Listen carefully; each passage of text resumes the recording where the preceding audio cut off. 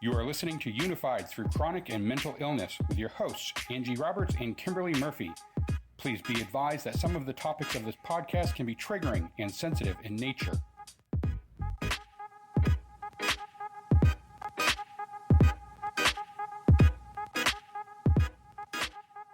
The Office for National Statistics says more than half of adults who were abused children experience domestic abuse later in life. Domestic abuse includes sexual assault, mental and physical abuse, and stalking by a partner or family member.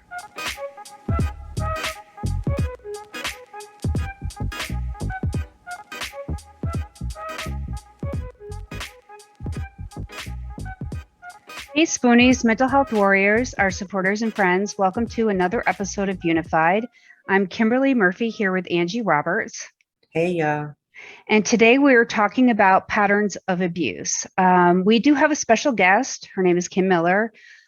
She's going to be talking about her own experience. But before we get to that, I do want to stress that this is a very delicate topic. So we want to just reiterate the trigger warning. If you're not ready to hear this, put it aside till you think you might be ready.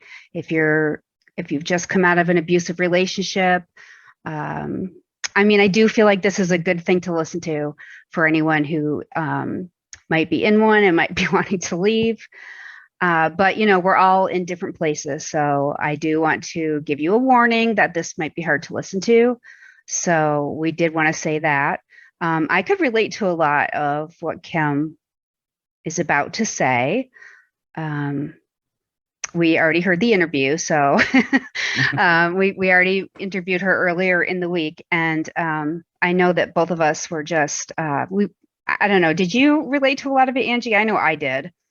I related to some of it, and then there was other parts I related to, my best friend who was. Right. And, the big thing that we took away from it for me, I think, especially was how, once you're abused early in life, it's hard not to repeat those patterns and to find those people and to just continue to live the same life over and over again. So,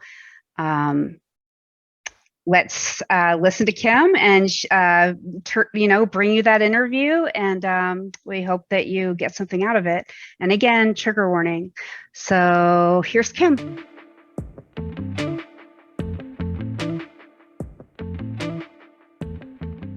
So this week we have a really special guest for you guys. Her name is Kim Miller, and she's here to talk about how abuse with her family affected pretty much her entire future.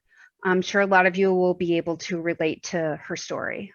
So Kim, why don't you start us off by talking to us about how your family was? What was it like between your mom and your dad? When I was a baby, they were okay. It was you were seen and not to be heard around the children. Mm-hmm. Then as I got to like 5 and 6, my dad started getting very mentally abusive. He would stay gone for 23 hours a day, and he'd only come home for an hour. Wow. Yeah. Then, as time went on,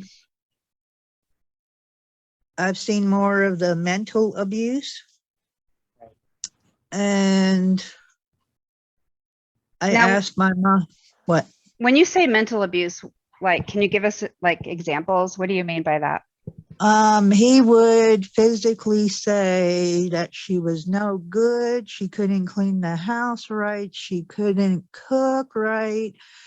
She couldn't drive the car right. Mm-hmm. She wasn't a good mother.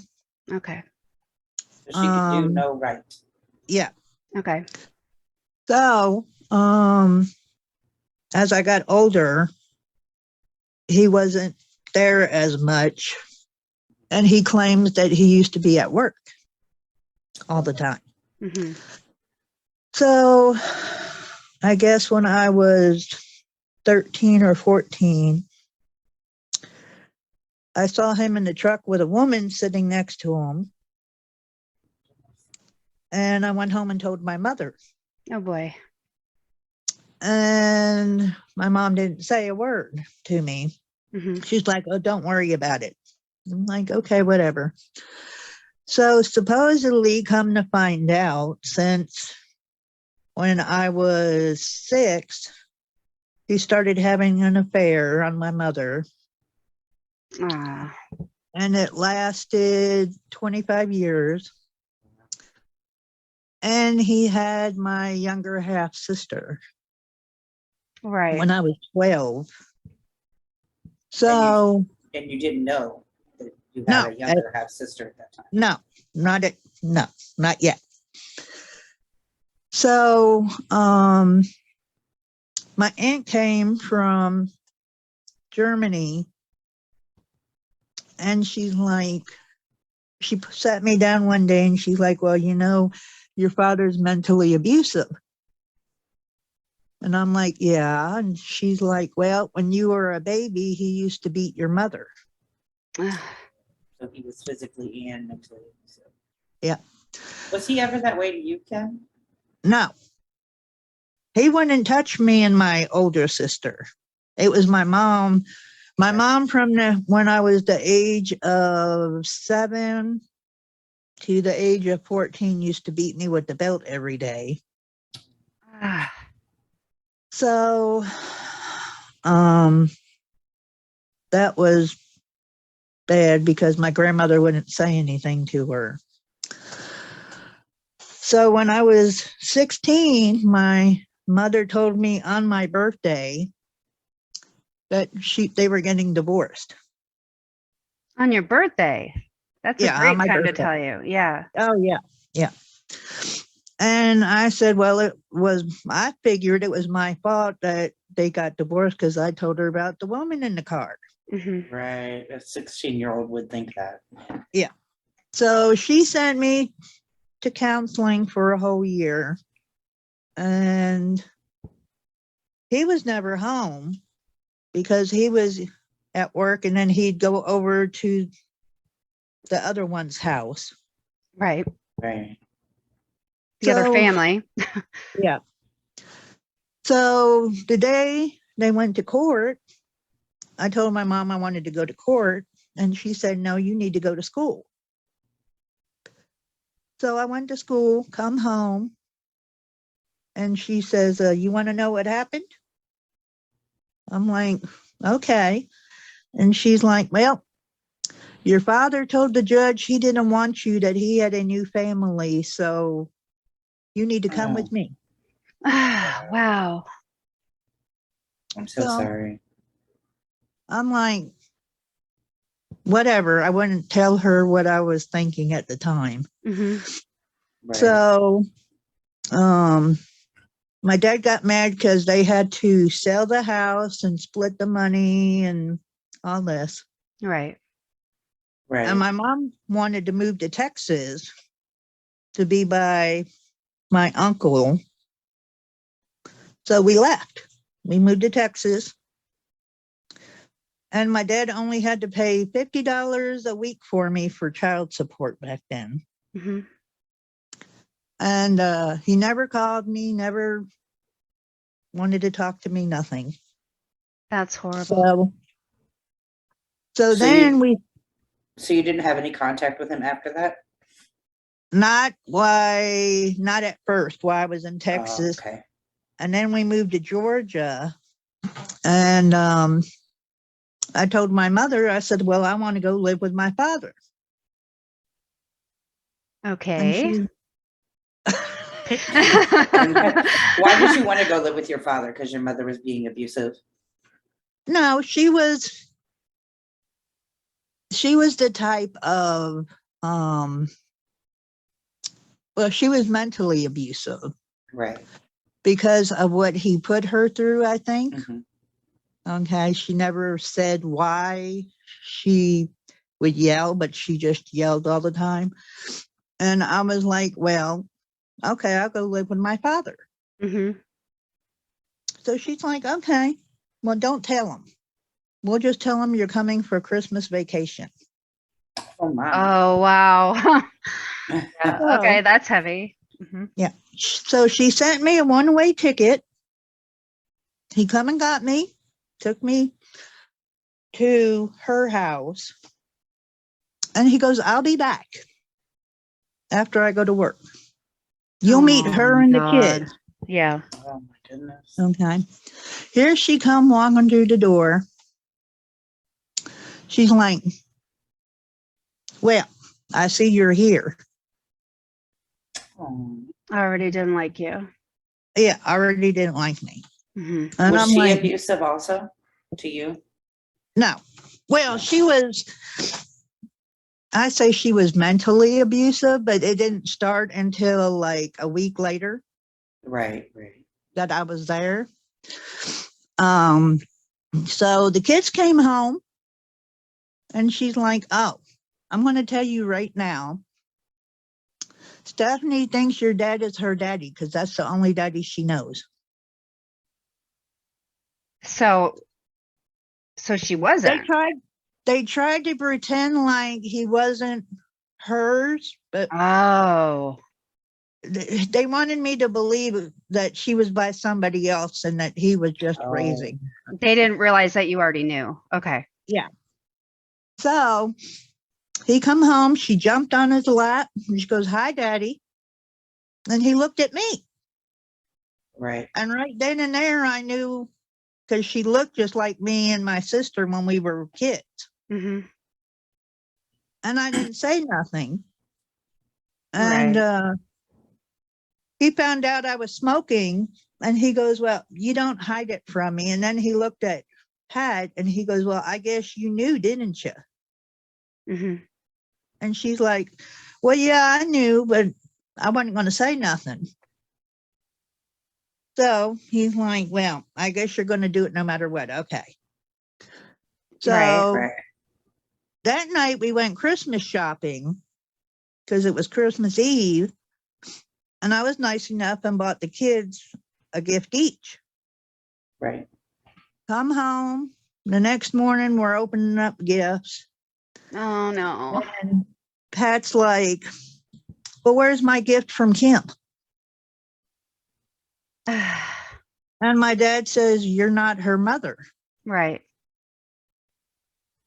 And she goes, she's in my house.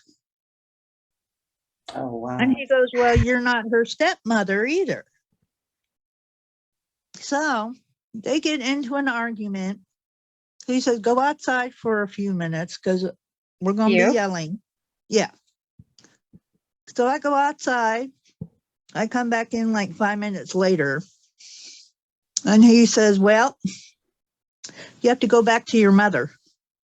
Oh wow. Oh, Kim. And I'm like, why? And he's like, because Pat don't want you staying. I'm like, well, it's not up to Pat if I stay or not. That's true. And he goes, but it's half her house. So actually it is. I'm like, okay. I said, you call my mom and you tell my mom what's going on. So he calls her. He goes, Kim needs to come back. And she goes, she's not coming to me. Oh. And he's like, what's that supposed to mean? And she goes, well, she can go move to Florida with her older sister. Because So I have a, you've been abandoned by both your yeah, parents. Right. yeah. So he put me on the bus and I told him, if you make me leave, I will not talk to you for a long time. Hmm. Okay, call me when you get to Florida. Oh wow. Did you? Oh, I didn't talk to him for 25 years. Yeah. So Parents listening, take note. Right.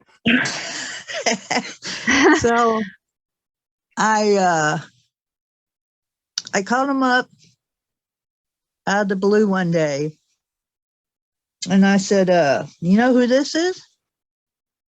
He goes, yeah, I've been looking for you. I said, well, you didn't look too hard. Hmm. And he's like, Well, if you want to come live with me now, you can come live with me because I threw Pat out of the house. Hmm. 25 years later, huh? You're like, okay, a little too late. So I'm like, I'll Yeah. come and visit for a week. Hmm. How did that go?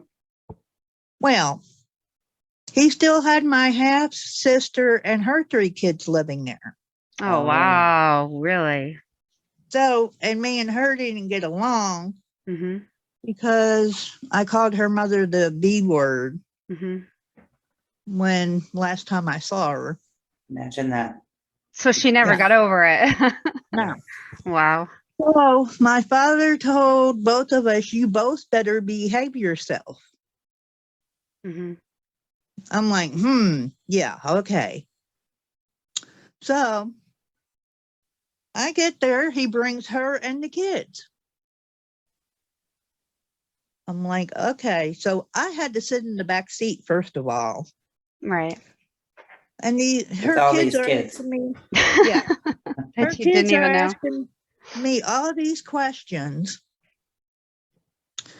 So we stopped to get something to eat, and he's like, Kim can order anything she wants. He said, but Stephanie got to order off the dollar menu. And I started laughing. I'm like, okay. So we get home, and he's like, I'm going to bed. I got to get up at 4 a.m. I'm like, okay. She comes out with some wine coolers, and she goes, we need to talk. She says, but don't tell Dad I have alcohol. Hmm. And I'm like, why? And she's like, we're not allowed alcohol in the house. Oh. I'm like, but you bring alcohol in the house. I'm like, okay, whatever. Hmm. So we're sitting there drinking, and she's like, you don't know my father. You haven't seen my father in 25 years. I'm like, first of all, he was my father long before your father. So I know how my father is. Right. And she's like, did he ever tell you he didn't want you? Oh my God. I'm like, Wow. no, why? And she goes, well, he told her when she turned 16, he didn't want her, that she was a mistake. Oh, wow. I'm like, well, that's telling you something, isn't it? This man was just a tornado through a lot of women's lives, it sounds like. Yeah. So, So when did you meet your first husband? Was it soon after that? oh, well, I was, Backing up here now, because that was 25 years later. So you must have Right. met your Yeah. first husband before this, right? yeah, I met my first husband when I was 20. Hmm. Mm. Got pregnant, and he was all fine when we weren't married. Oh, And really? treated me good when we were not married, and took me out and everything else. Okay. So everybody told me, oh, you need to marry him. Right. I'm like, 'Cause okay. He acted like a nice guy. So Yeah. As soon as I got the ring on my finger, he changed. How long were you guys together before you got married? A year. Okay. okay. So we got married. I had my baby, and then he became a alcoholic, and he became very mentally abusive, physically abusive, and he raped me. Oh Oh, my gosh. That just gave me chills. yeah, me too. And I called the police and told the police that he raped me. And they go, but he's your husband, so he didn't rape you. I hate that. I That hate is- that. No Yeah. is no. People. Yeah, No is exactly. And I know that's changed, but uh Yeah, that now shouldn't it's rape, matter. but Yeah. So after I had my first one, he raped me and I got pregnant 2 weeks after I had my first one. Oh my goodness. Really? Oh, wow. Yep. Yep. And my doctor yelled at me. I said, don't yell at me because he raped me and they don't see rape when you're married in Tennessee. Mm-hmm. Oh, wow. So he didn't say anything. So we let my husband's brother move in with us. Mm-hmm. And the whole time was physically, mentally abusing me and raping me. He would just lay on the couch and do nothing. Mm. That's the worst, that when there's someone there witnessing it and they don't help you. Yep. But I come to find out he was just as bad as his brother was. Right. Yeah. Because he got married and my sister-in-law went through the same thing I did. Mm-hmm. Right. Because they would drink together. And so 2 years I stayed with him. Mm-hmm. And I got up one day and I went down to our friend's house and I told them, I said, well, I want to leave him. I said, but he can't be here when I leave. Yeah. So my friend's husband took him out and I got in my car, got the kids in the car, and I just up and took off. Thank goodness for your friend's husband. Yes. Yeah. Whoever that guy is. Yeah. Thank goodness for him. Right. So, a year later, I got with my second idiot ex-husband. Mm-hmm. And he was all great. We lived in Idaho, didn't drink, didn't do drugs, didn't do nothing. And his mother lived in Arizona, and she says, I need you guys to come and help me take care of me. Mm-hmm. So we moved to Arizona, and we stayed with her for 4 months. And I got pregnant with my third child. Mm-hmm. So we were saving up money to get an apartment in a different, across the street, and got a job. He got me fired from my job. Oh, wow. How did you get fired? How did he get you fired? Because he would come up there and follow me wherever I was going, making sure no man would mess with me. Oh, my goodness. Whoa, really? Yep. Okay, And so he was possessive and jealous, obviously. Yes. Was he always like that? No. Okay, No. so when did But this then- start? Come to find out, when we moved to Arizona, he got on meth. Oh, my Okay. goodness. And I got a job and I come home one day and everything was gone in the house. Oh, And I said, why is everything gone in the house? And he goes, because I sold it. yeah. I'm like, okay, whatever. So he got me fired from that job. I got another job, which I was walking to. And he's like, I got the Aryan Brotherhood following you. What? I'm like, what? He goes, yeah, so nobody messes with you when you walk to and from work. Oh, wow.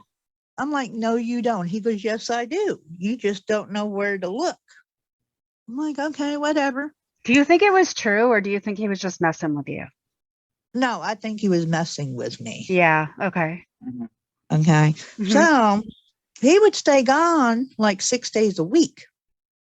Wouldn't come home, nothing. Okay. He'd come home on Sundays and sleep on Sunday and then go back out for 6 days. Yeah. So he had a couple, they were our friends and they broke up. So he had the guy come live with us for him to keep an eye on me. Wow. I'm like, okay. So me and the guy became good friends. And he probably didn't like that. No, didn't like it. No. He came home one day and we were sitting there talking and he's like, I know you're messing with her. Oh, my goodness. This is what I'm like, happens with meth, though. Paranoia, big time. Yeah. and I'm like, we're not messing around together. It's all in your head. He's like, okay, whatever. Well, he kicked him out, and him and his girlfriend got back together. Hmm. So I come home from work one day, and he's pulling up the carpet in the living room. I said, what are you doing? He goes, oh, the cops put microphones under the carpet. I'm like, oh my God. Yeah, he's losing his mind completely at this point. Yeah. So I went over to his mother's and I told his mother what was going on. And she goes, well, what are you going to do? I said, well, he got a choice. Either you pick the drugs or you pick me. Yeah. So she said, okay. She goes, I don't blame you if you're going to leave. So I went back home. He finally come. Oh, our friends came over and it was Christmas Eve. And they go, well, we need to sit down and have a little talk. I'm like, oh, here we go. Hmm. So we sit down and they're telling me, they said, I hope you're not sleeping with him. Talking about the friend? No, talking about the guy. Talking about your the guy. Your Okay. husband? Yeah. Sorry, I got a little confused. My husband, yes. Why are they saying that? Well, come to find out, thank God I wasn't. He was sleeping with men and women to get drugs. Oh my gosh. Yeah. Oh my gosh. And that was back when like HIV was probably a big thing, right? Yep. Oh wow. So I'm like, oh my God. Hmm. And they go, well, when was the last time you slept with him? And I said, it's been a year. They go, Right. okay, well, you better go get checked just in case. Hmm. So I went and got checked. I was fine. He come home while we were all talking and he flipped out. Kept saying they had no right being at the apartment talking to me, telling me his business, all this, whatever. Right. So the neighbors called the police. And the Good. police come. Good. Yeah. And the police made the friends go home. And they told me to go over to his mother's house because he was irate. Hmm. So I went and stayed at his mother's house. And the next day I come over and I said, well, you got your choice of picking me or the drugs. And he goes, oh, I'll stay with meth. Yeah. So So you I left. flushed the ring down the toilet, tore up the marriage certificate, and left. Hmm. Okay. Good for you. I was staying at my friend's house and I got a call from our landlord. He goes, you need to come over here. Oh no. So I go over there and he goes, you need to go look inside the apartment. So I go look. I would be petrified at this point. Yeah. There's cat litter all over. There's holes in the walls. He broke every dish, every cup. Oh no. And he's like, well, who's going to pay for my apartment? And I said, well, you better go after him. I said, because this wasn't me. Right. And he says, okay. So I called up Social Security because I was his payee at the time. And I told his caseworker, I said, well, just so you know, he's on meth and he uses his whole check to get meth. And she told me, well, everybody in this world got a drug or alcohol problem. You got to be kidding me. No. See, oh my God. This is the problem with the system. But anyways, that's another podcast. And I'm like, oh, so you're telling me I have a drug or alcohol problem? Right. And she goes, well, do you do drugs? I'm like, no. She goes, do you drink? I'm like, no. Right. Well, oh, you're the one person who don't. So dumb, right? So I said, well, I'm just informing you, just in case. You can't say I didn't warn you. Hmm. Okay. So they put him in charge of his checks. Come to find out, when I went to get on Social Security in 2010, he used my Social Security number and was getting my Social Security. Oh my gosh, really? Yeah. Oh my God. And so And I they hope you go, turned him in. You turned him in, oh, yeah. right? Okay, Yeah. good. I went down to Social Security and they're like, who's David Miller? And I said, that's my ex-husband. And they go, he's been using your Social Security since 2010, since 1995.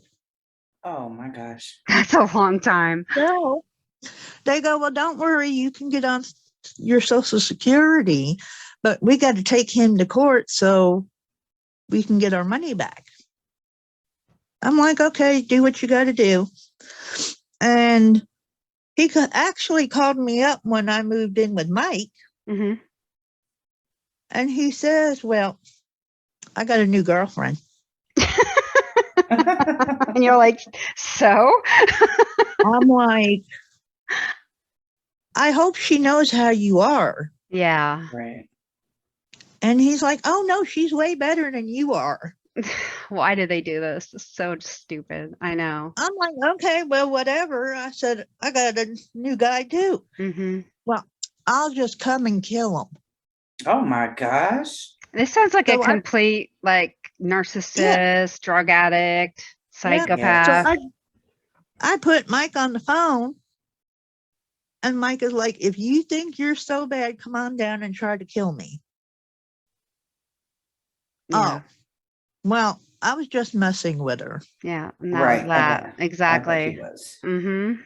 I'm like, yeah, okay. So for So, everybody who's listening, she's been with Mike for a really long time and it's a good, healthy relationship. So yes, that's 12 good. years. Yes. Which, yay. Yay. So I how did can't believe you? it's been 12 years. Oh my God. That's good. Yeah. That's great. So how did you turn your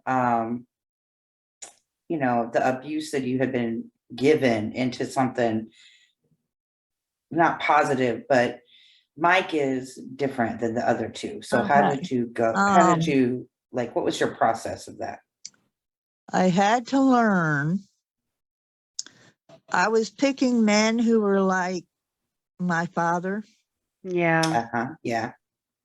and it took me like 2 or 3 years in therapy to realize that I had to stop picking the wrong men. Hmm.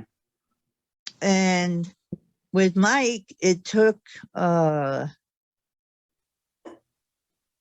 8 months of talking to him before we got serious. Right. And I told him, I said, there's not going to be a marriage. I don't know. Right. You were done with that. And he's like, well, I don't want to get married either. We'll just live together. I'm Right. like, okay, there you go. but So, but the 3 years of therapy, I'm sure, must have helped you a lot, right? yes. And I found out when, like, I know when Mike's grumpy Hmm. or he is in a bad mood, just walk away from him and don't say a word to him. Right. Right. Listen up, ladies. Listen up. Yeah. We That's some good all. advice right there. That is good advice. Yeah. And then, like, an hour to two later, when he's fine, then he's great. Right. Right. And then you And guys can talk. Right. yeah. And even his brother says, you're the only woman I've ever seen that don't fight. Hmm. I'm like, it took a long time. Look, took a long time and a lot of therapy, but Yes. here I am, a better person now than I was then. So Yes. definitely. So, And that's one of the things therapy can do for people. So Definitely.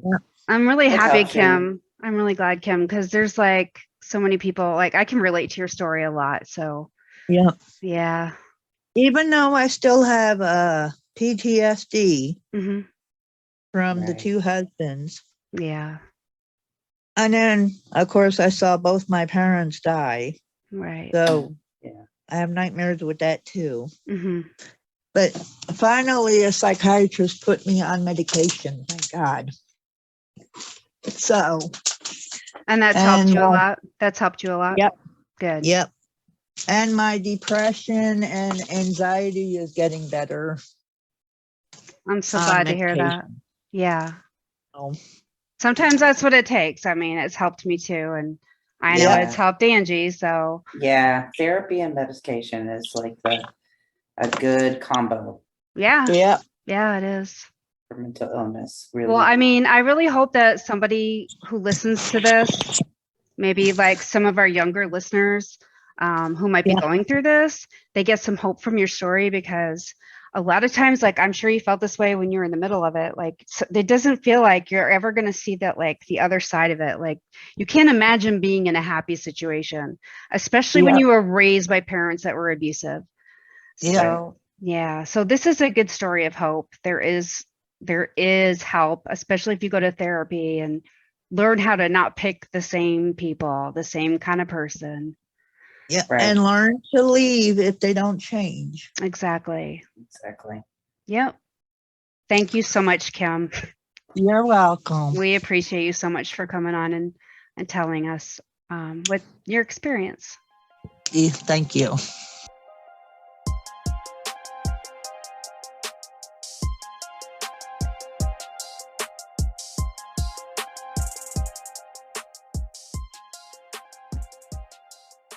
So we realized that was probably difficult for some people to listen to, and it was a lot for Kim. And thank you, Kim. I know you're listening. Thank you so much again for Yes. thank you. putting yourself out there, because I know it's hard for some people to do that, and you were so open.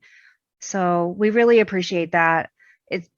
It's going to help somebody. I know it will. I agree. It was hard to listen to, but I'm glad that she has gotten out of that situation now.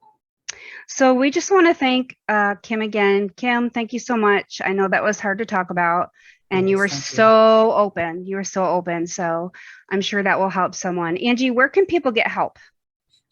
You can do the call the National Domestic Abuse Hotline at 800-799-7233, and they will help you from there with all the resources you need.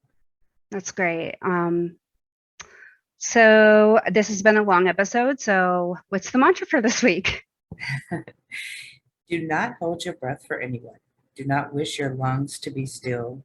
It may delay the cracks from spreading, but eventually they will. Sometimes to keep yourself together, you must allow yourself to leave, even if breaking your own heart is what it takes to let you breathe. And I hope the ones that are afraid to leave heard that. Play it again. We hope that you enjoyed this week's episode or got something out of it. If you did, please like, share, follow, or subscribe. Share it with your friends. All of our social media information will be announced in just a moment. Please join us next week for a brand new episode. You don't want to miss it. Until then, thank you for listening, and remember that we're stronger together.